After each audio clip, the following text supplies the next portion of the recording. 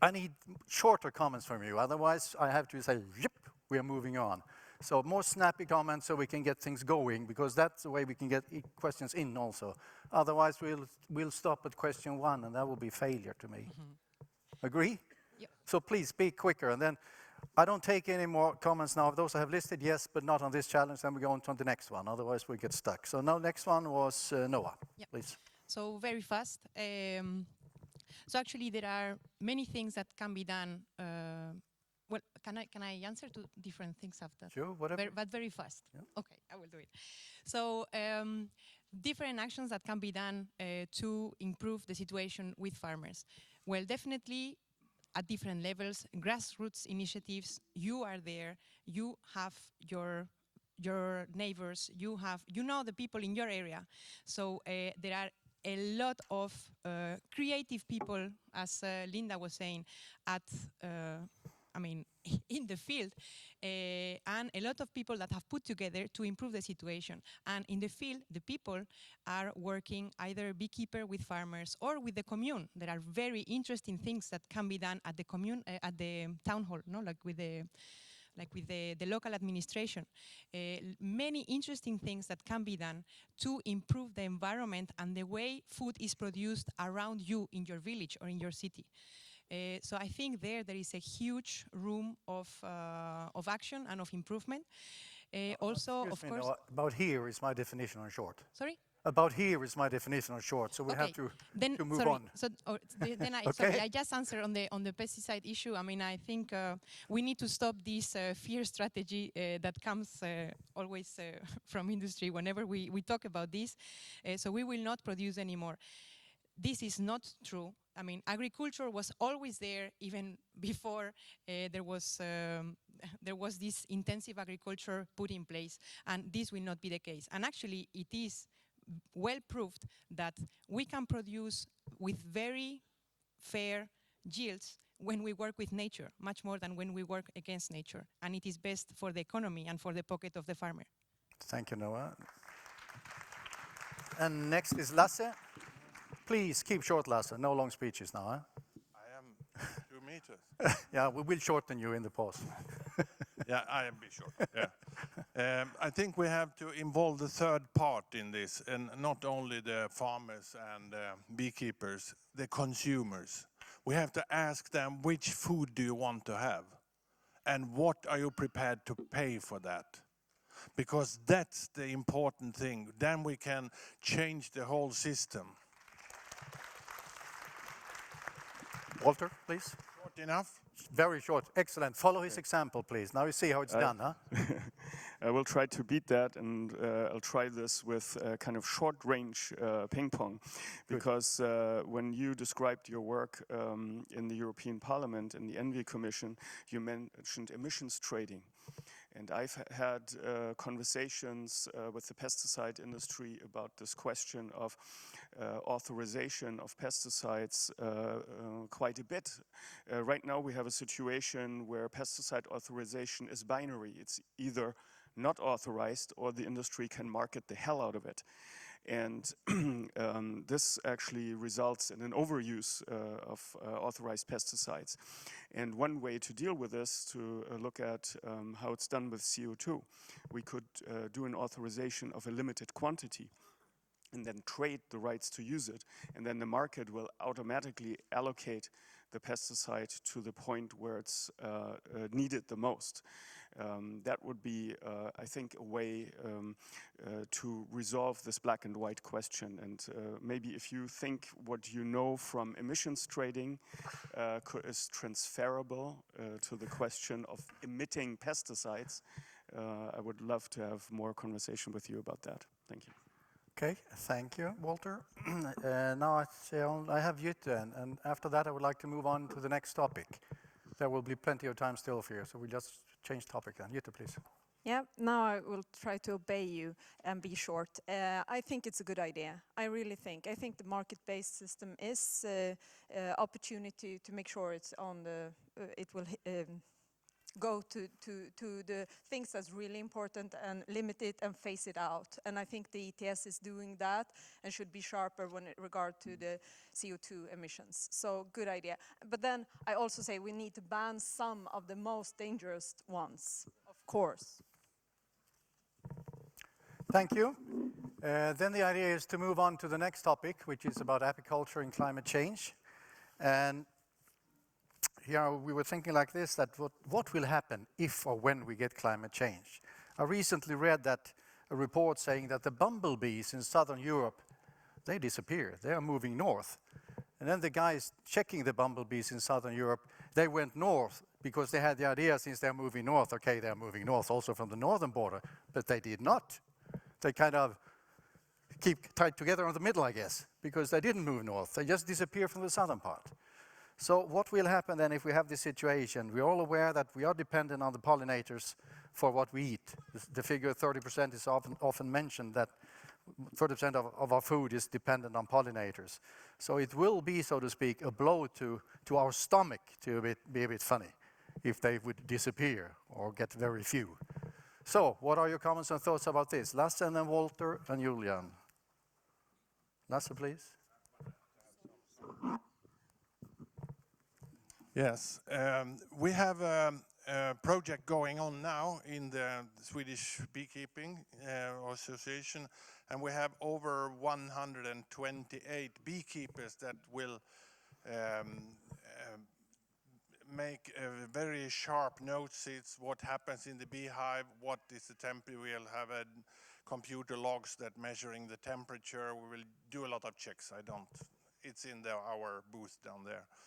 And that's very important, because we have also old facts from Sweden that measured what happened up to now. They started in the 18th. And then we see just the last year, the spring is 1 week earlier now since 1960. And that has effect on the bees. I was in California and looked at this almond growing. And they had problems to awake the bees earlier because the flowers in the trees started earlier. How do we do to wake the bees? And then you see this trouble is what happens and how. That's not easy. Okay, thank you, Lasse. Walter, please. I think coming from forestry, you know how in the forestry area people respond to the challenge of climate change that they're already experiencing. They're actually restructuring their forests to be more diverse, to be drought resistant and storm resistant.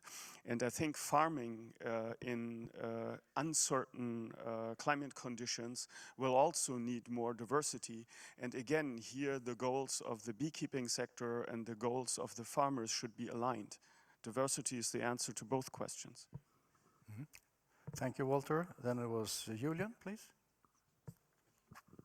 Hi, I just want to, around the year 2000, the Bombus hypnorum, which is the tree bee, arrived in the UK from France. You could tell because it buzzed with a slightly French accent.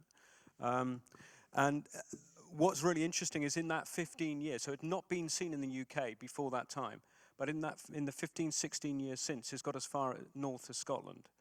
And a lot of people have been looking at it going, well, it wasn't there before, and it's got as far as there now. There's something about that bee that is obviously being able to deal with the climate, or at least move with it. And I think in that particular case, its other name, which is the tree bee, gives you a clue in that it's finding enough habitats in the UK to take. Maybe we need to look at, as bees are moving, or as bees are finding trouble in some parts of the world because of climate change, we need to make absolutely certain we don't lose them by looking at how do we improve the habitat that these bees are going to be in, nesting sites, foraging sites, and everything else, to make sure that we never lose another single bumblebee, for example. Yeah. Thank you, Julian. Then it was Linda. Yes, I will continue with this mismatch in the spring with waking up of bees and flowering. This has gotten the consequences for some wild bees that they have to eat from another plant than they are used to, and then they were very well adapted to their specific plant with a long tongue. Now their tongues are growing shorter, and more bees are aggregating on the same flowers. What is the problem of this? Yes, it is that then diseases are easier transferred between species.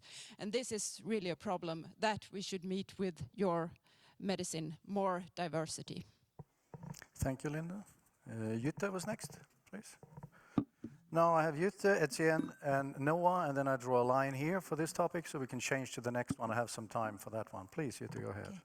I agree with lots of the other speakers who said that diversity is the answer and that it's really connected, the two challenges. But I will tell something else that can contribute in another way to this discussion, and that is when we see a situation like we do now, with El Niño being the worst in 30 years, affecting the southeast of Africa, with lots of countries in real trouble handling this climate catastrophe, we will see a situation where about 50 million people can be in risk of starving.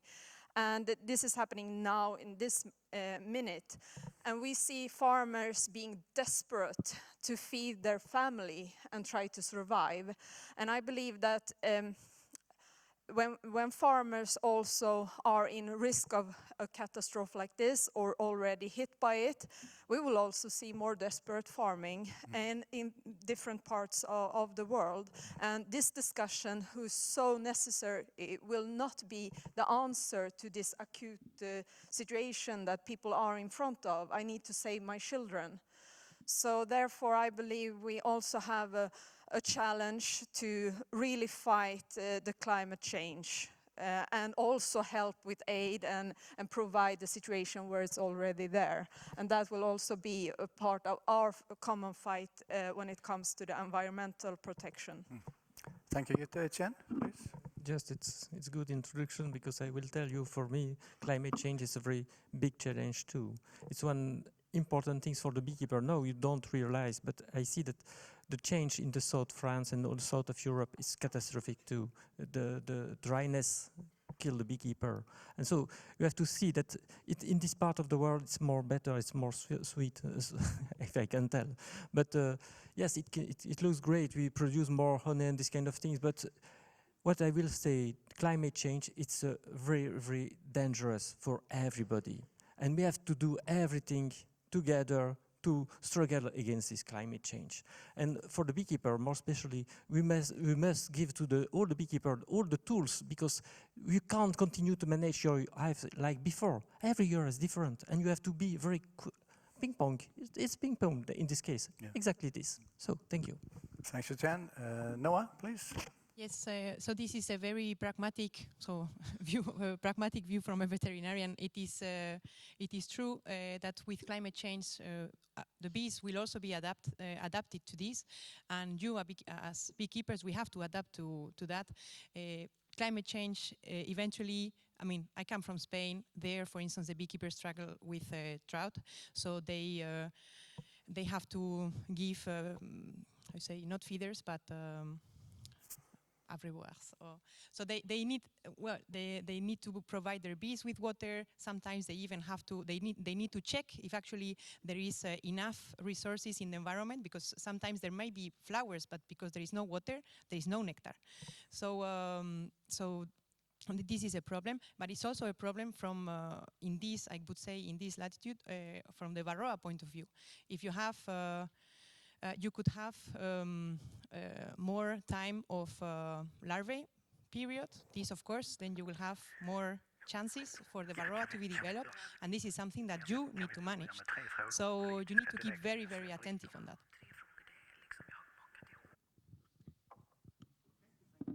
Thank you. Some technical things I had to take care of that. Sorry for that. Thanks a lot. By that, we close the issue, and I would like to move on the issue of what political decisions are needed. We have touched on it a bit already, but of course, you in the audience might think I forgot you all, but that was not the case. I found out from Eva that there was not so many questions from you about the climate issue, but you might be more interested when it comes to the last one. So that's why I asked Eva if she could please start this last question with some questions from you.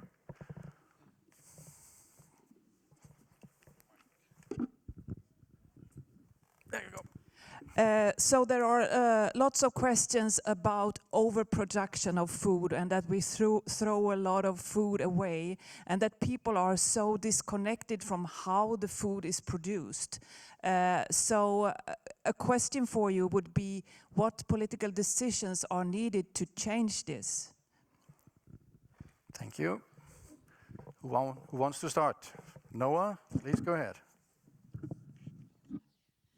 So I think there is a need to change the agricultural policy, and there is a need to include these consumers and education of consumers and future consumers in the agricultural or food policy that we will have in the future.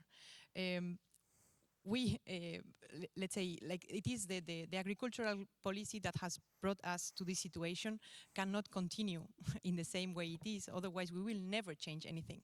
The farmers will have the same situation as they have now. The consumers will continue receiving the same products that we have, and the environment will have problems in the same way that we have now. So we radically need to change the food agricultural policy in a way that satisfies the needs that the society, the farmers, so the society as consumers, let's say, the farmers, the environment needs. I think it's very clear. Was I short enough? Yeah. Everything is getting much better, don't you agree? Give them an applause now. Yeah, see? See, they agree. Thanks a lot. Before I let you in, Julian, I will just, to be sure that some issues is coming up here in the discussions, I just want to remind you all that you're all aware, I guess, about the discussions going on in Europe about labeling, origin, fake honey. We should all know what food we eat, with the exception of honey. That's no need for that. There we can bundle it in EU and non-EU and put it in a big bucket. So that's, I think, is an interesting issue also to have some reflections on. Now, it was Julian first and then Walter that I have on the list. Did you raise your hand too, Lasse? Yes. Okay, Julian, Walter, and Lasse. Julian, please. You want me to go first? Yeah. Please go ahead. Yeah. Maybe you'll feel good about this, or maybe not. I don't know. But I do feel sorry for politicians because it's a tough ask, isn't it? You're asking politicians to take some very difficult decisions without all the information there. The only thing I would say is you need clarity. You need to give farmers clarity. You give farmers clarity, and they'll go away and do the things that you want them to do. So if you want them to produce huge quantities of food, they could go away and do that. If you want them to not grow food at all and grow a beautiful environment in which nature is absolutely dominant, they'll do that too. You just have to tell them what you want, and they will deliver. They will always deliver. They always have. Thank you. I would like to I will ask permission from you, Jytte. Is it okay if I put you last now? Because I draw a line now. And since I would like to have your comments on legislation and what you have in mind now for us in Brussels, so we know what decisions are coming up when you've been working for a while, I would like to have you at the end, if that's okay. So then it would be Walter, I think you waved, please. Yes, and I think there's a connection to the point about labeling that you raised in the question earlier about consumers being disconnected from food. Having spent now many years going to Brussels representing professional beekeepers, I'm aware of so many lobbying fights around labeling. The food industry is working extremely hard to make sure consumers don't know what's in the package. They don't make the connection to how it's produced.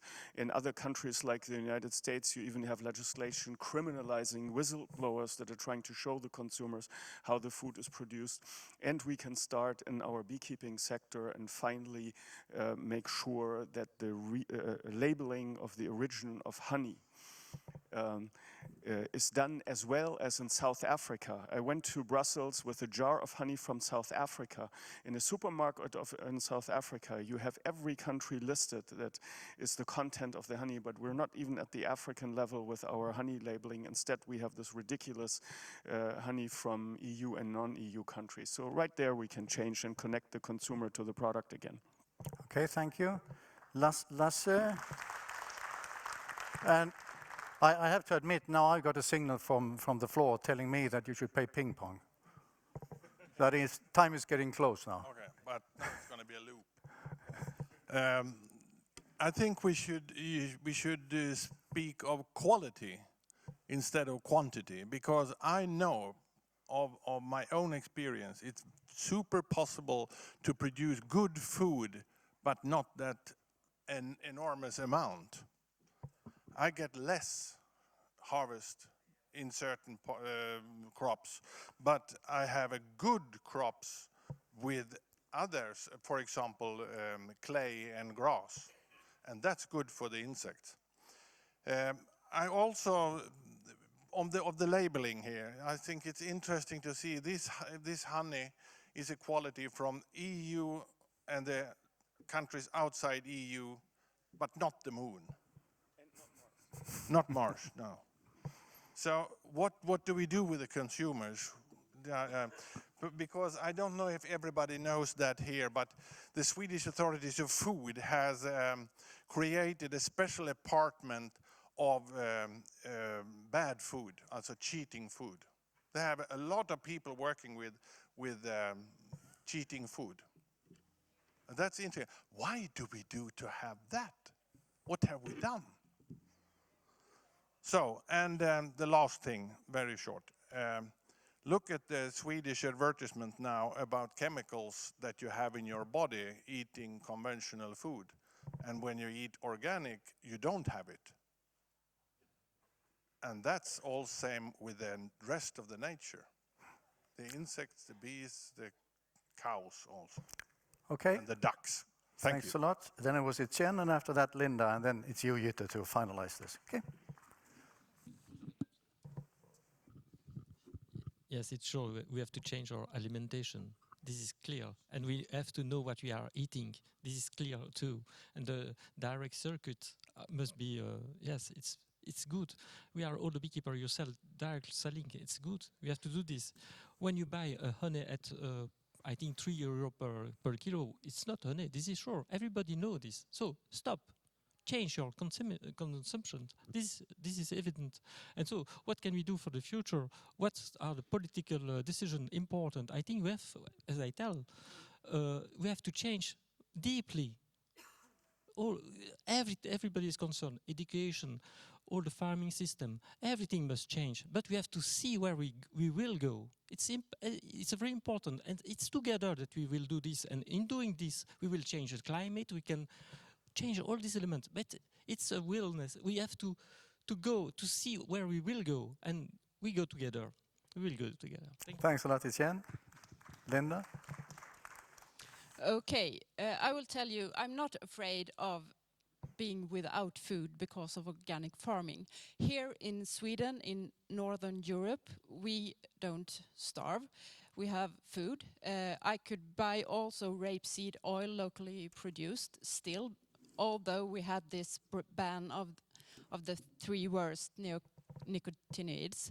And also in Africa, where people really are starving, organic farming will increase yields.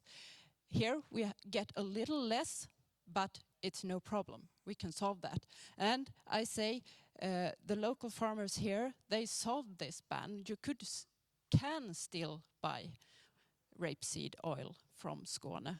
And I think to Jytte, don't let go of these 3 that we have managed to ban. Keep them banned. And also see that this usual trick about changing the chemical just a little bit and try to get it allowed again, don't eat that. They are still dangerous, the new nicotinoids that are trying to get into the European market. Don't allow them. Thanks a lot, Linda. And then Jytte, now we would like to hear what you will manage for us in the European Parliament in the coming year. Could you just give us a hint? I understand that I stand here with kind of the big question, how to deal with all the discussions, and I'm also aware of course, we as a politician or involved in politics, you should never say it's the farmers who should solve it. It's actually farmers are living under a political system and a world and an economical system that creates the incentives. So we as politicians should of course create incentives that protect environment and climate. So of course I'm there and I'm the one who should solve it together with others. But I need you, and I think it was a good discussion about keeping beekeepers and farmers working together. I think that will actually be very helpful. And if I should say some things, I should of course mention what I heard others mention, the chemicals, and that we need a better chemical legislation in the European Union. REACH is not enough. We see that you can surround it, and in the way that was described here, and therefore we need to make sure that chemicals that are harmful are actually being banned or being banned for the future. And we also need to think of the incentives for the farmers, as the question was. And regarding that, I would say that we must make incentives that make sure that farmers get delivery from more quality than quantity in the European Union. And the consumers must also be better informed, and we work with labeling. At the moment it's the processed meat that's under discussion, but we need to make sure that consumers know what they are buying. And I believe from the meetings that I am attending with people out there in different countries, but mostly in Sweden, that consumers, more and more consumers, citizens, would like to be informed, and they actually want to pay a little bit extra for the quality, that they are not harming their children or themselves, and that they are protecting environment. So therefore, we should never, of course, blame anyone. We should try to create incentives, and thank you for giving me the knowledge here today. Thanks a lot. Let's give the panel a big hand, because this was the last part of it. Thank you all. And thank you for your questions. I'm sorry we didn't have the possibility to take them all, but we took a few at least. Thanks a lot.